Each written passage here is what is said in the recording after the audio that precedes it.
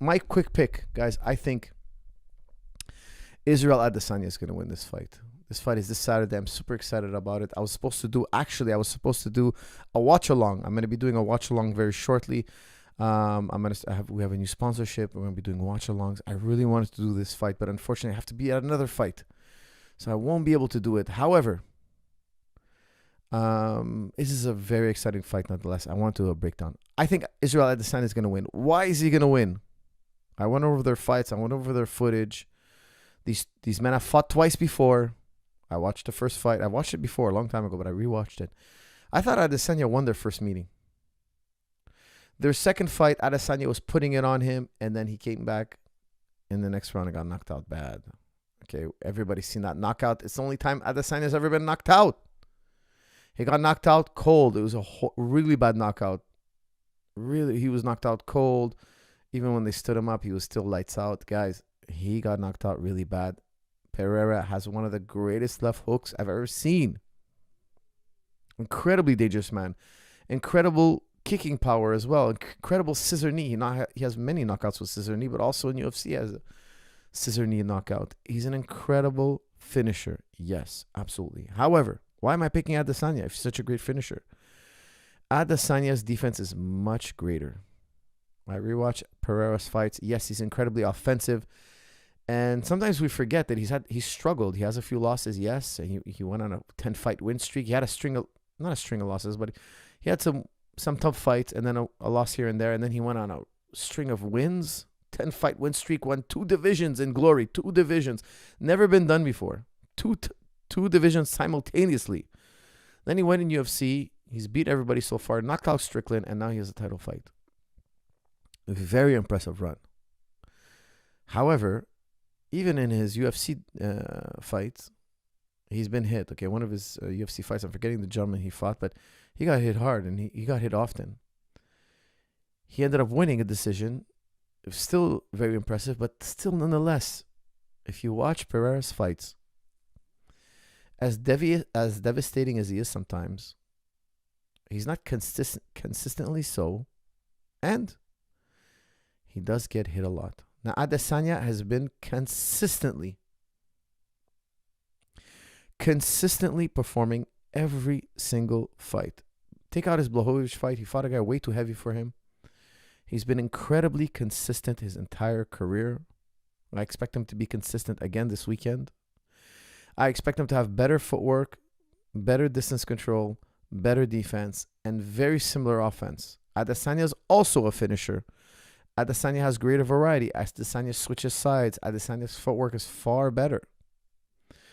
Guys, am I giving Pereira no chance to win? Not at all. I'm giving this a 51-49 in favor of Adesanya.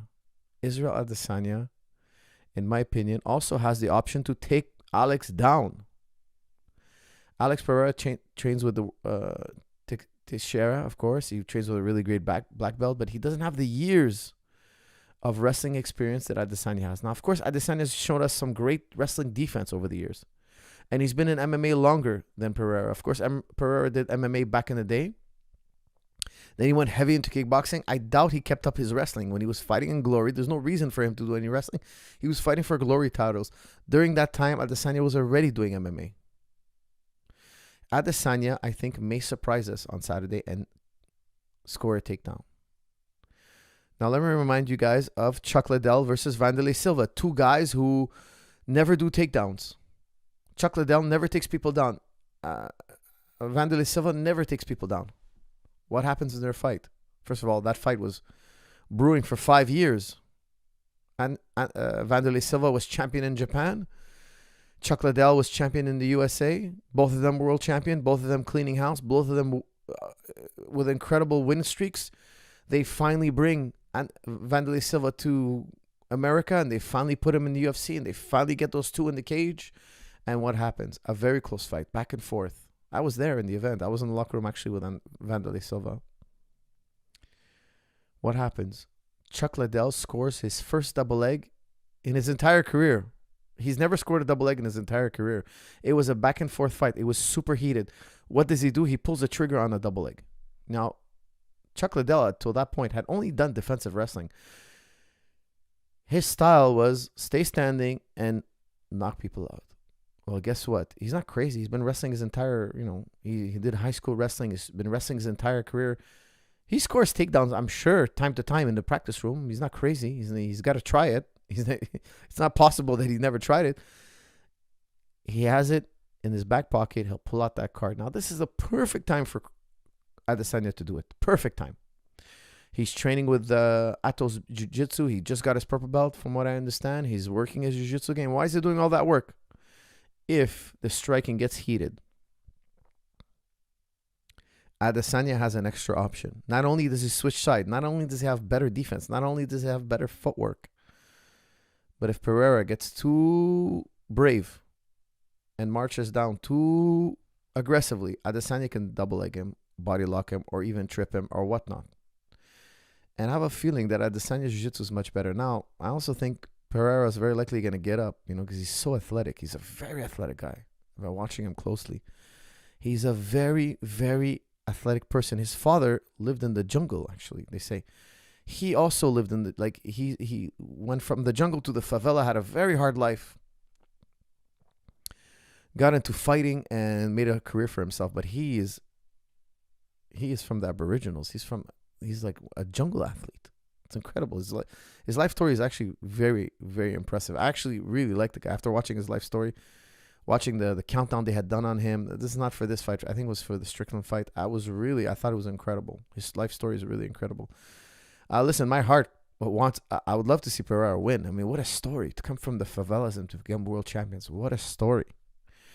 But my mind is telling me that Adesanya is too much. Adesanya is at the peak of his career. I don't think Alex Pereira is yet.